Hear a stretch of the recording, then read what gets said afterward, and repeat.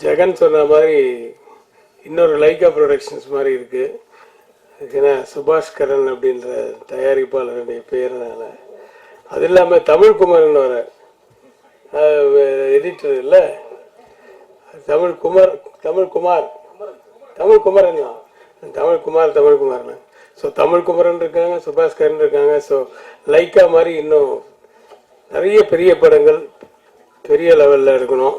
என்னுடைய வாழ்த்துக்கள். Director RGK, ஒரு தைரியம் வேணும். முதல் படத்திலேயே என்ன போட்டிருக்க, ஆர்ஜிகே ஃபிலிம். சில பேர் திட்டுவாங்க, அதை பற்றியும் கவலைப்பட மாட்டார், எதை பற்றியும் கவலையே பட மாட்டார், தனக்கு என்ன வேணுமோ அதை செய்வார். அந்த தைரியம் வந்து ரொம்ப பாராட்டக்கூடிய விஷயம். சொல்லுவாங்க இவர் பெரிய மணிரத்னம், ஆர்ஜிகே மணிரத்னம் ஃபிலிம் தான், அதை பற்றியெல்லாம் கவலைப்படாமல் நீ இன்னும் 10 படம் பண்ணி ஹிட் ஆனதுக்கப்புறம் முதல் படத்தை பார்ப்பாங்கல்ல, இவர் பண்ண படமா அப்படின்ற மாதிரி. ஸோ அதனால் அந்த தைரியத்தை பாராட்டுறேன். உங்ககிட்ட வந்து தட் இஸ் கிருஷ்ணன் கிட்ட வந்து எப்பவுமே ஒரு தேடல் இருந்துகிட்டே இருக்கணும். நிறைய பேர் சொன்னாங்க தேடல் இருந்துகிட்டே இருக்கும். கண்ணன் ஒரு அசிஸ்டன்ட் ஃபைட் மாஸ்டரை வந்து நான் ஃபைட் மாஸ்டர் ஆக்கும்போது அப்படியே தேடிக்கிட்டே இருப்பான். ஏதோ காணாம, ஏதோ எட்டனா வந்துருச்சாரா, இங்கே வந்து அங்கே இப்படி தேடிக்கிட்டே இருப்பான். தரையை பார்த்துட்டு தான் இருப்பான். என்னன்னா யோசிக்கிறேனே அப்படின்னா, ஏன்னா எல்லாரும் இப்படி யோசிப்பாங்க, நீ இப்படி யோசிக்கிறேன். அது மாதிரி ஒரு வித்தியாசமான ஒரு ஆள். யார் எதை பற்றி சொன்னாலும் அந்த சீனில் என்ன வேணுமோ அதை கொண்டு வந்துடுவார் கிருஷ்ணன். எதை பற்றியும் கவலைப்பட மாட்டார். நல்ல வெயிலில் கூட கோட்டு போட்டு தான் வந்து டைரக்ட் பண்ணுவார். வித்தியாசமான ஒரு பர்சனாலிட்டி. ஸோ அப்படிப்பட்டவங்க தான் ஏதாவது ஒன்று சாதிக்கும் போது இந்த இருக்க ஏதாவது வந்துச்சுன்னா அதை பற்றியெல்லாம் கவலைப்படாமல் தன்னுடைய வழியை பார்த்துட்டு போயிட்டே இருப்பாங்க. அவங்க தான் நான் சீக்கிரம் ஜெயிப்பாங்க. All the best Krishnan. மற்றபடி என்னை வாழ வைத்துக் கொண்டிருக்கும் யூடியூப் நேயர்களுக்குன்னு இவர் சொல்ல மறந்துட்டாரு. இன்னைக்கு சொல்லலை. இன்னைக்கு எப்பவே சொல்லுவீங்க, இன்னைக்கு சொல்லவே இல்லை. அவர் ஏத்து பேசிட்டாரா? எழுத்து எங்க பேசுறாரு? அவரு ரொம்ப சாதாரண பேசுறாரு. நீங்க தான் அவர் எழுத்து பேசுறீங்க.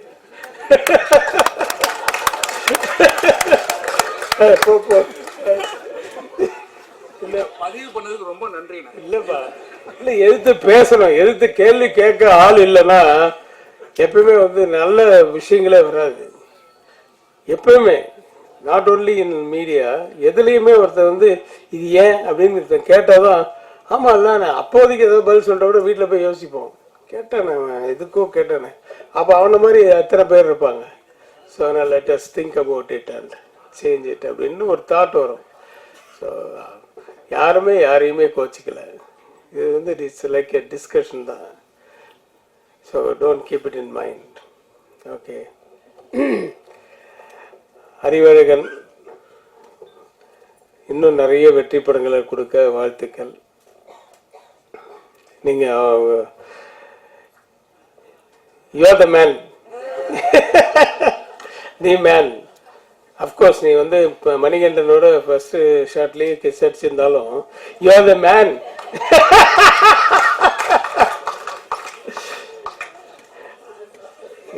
எப்பவுமே வந்து ஒரு எனர்ஜெட்டிக்காகவும் ஒரு என்ன சொல்றது, ஒரு ஏதாவது ஒரு இது அவர்கிட்டயே அந்த மாதிரி. கிருஷ்ணன் கிட்ட எப்படி ஒரு குவாலிட்டி, வித்தியாசமான குவாலிட்டி இருக்கோ அந்த மாதிரி தான் நம்ம நக்குல் கிட்ட கூட ஒரு பரபரன்னு இருப்பாரு. என்ன மைண்ட்ல தோணுதோ அதை பேசிடுவாரு, என்ன தோணுதோ ஆடிடுவாரு.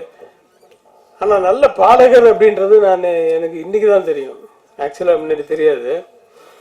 நல்ல அதான் பாடியிருக்கீங்க. பட்டு நிறைய பேர் பேசும்போது தான் நான் ஏன் எங்கே திருநாள் பாடாமல் இருந்தது. நிறைய பாடியிருக்கீங்களா? Oh my God. ஓரளவுக்கு நான் கொஞ்சம் ரொம்ப பழைய பாடல்களே கேட்பேன் நான். இவரெல்லாம்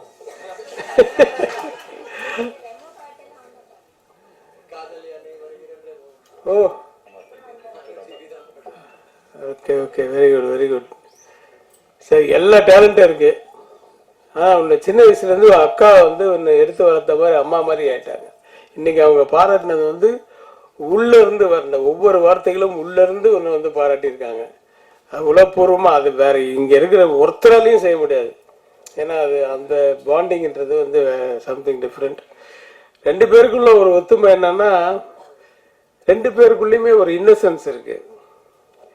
ஆனால் அது வந்து ரொம்ப ஒரு மாதிரி அது எப்படி சொல்றது, பரபரன்னு இருப்பாரு. இவங்க ரொம்ப சாஃப்டா இருப்பாங்க. அது தேவயானி என்னுடைய படங்கள்ல 4-5 படங்கள் நடிச்சிருக்காங்க. ஆனா ஹீரோயினா நடிச்ச படத்துல அந்த பேரை விட ஒரே ஒரு நாள் நடிச்சாங்க சோழா ஹோட்டல்ல. எவ்வளோ பெரிய மோடி. அது வந்து முதல்ல அந்த ஹோட்டல் இருந்த இது வந்து எடுத்து முதல்ல போடும்போது உண்மையாகவே மூடி கீழே வந்துருச்சு. உடனே கட் அப்படின்னு, சார் அது உள்ளே வாயிலே போட்டுருங்க சார். ஐயோ அப்படின்னு போட்டுருங்க சார். அதுக்கப்புறமா வாந்தி வரும்போது அப்படி வந்த ஸ்பாட்ல வந்த இது அது இன்னைக்கு எவ்வளோ பெரிய மாத்திரை அப்படின்றது வந்து அவ்வளோ ஃபேமஸ்.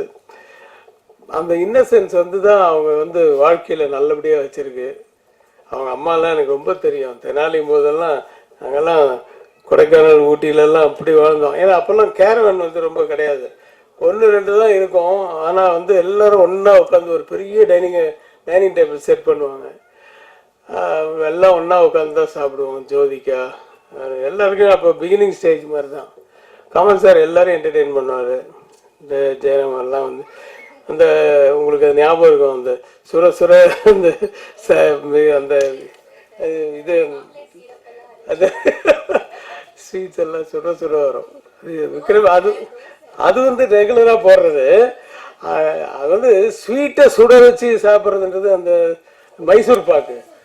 அது கமல் சார் தான் சொல்லி கொடுத்தாரு. மைசூர் பாக்கை நீங்கள் சூடாக சாப்பிட்டு பாருங்க அப்படின்ட்டு சுட வச்சு அப்படியே கொண்டு வருவாங்க. அப்படியே எடுத்து அது ஒழுகும்.